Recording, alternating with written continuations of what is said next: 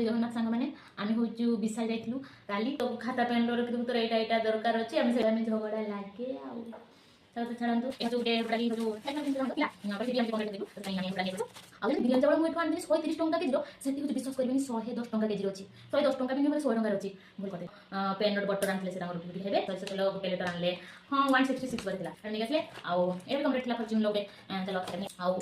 ये दुटा बोतल देखो आम सब प्लास्टिक जिन खाते तो सामने बड़ा प्लास्टिक जिन आम काच बोतलटा नहीं भी आसलु एटा बाइबा नेबर थी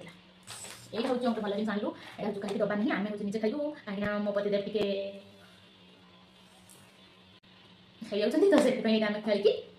हेल्थ कमेबू आनी आम आहरी जिन आनीचु हूँ जेन हासिल पर गोटे मो पति आने बहुत सुंदर होता मात्र 187 टंका था हाँ आप देखना यही बिस्कुट गुड़ा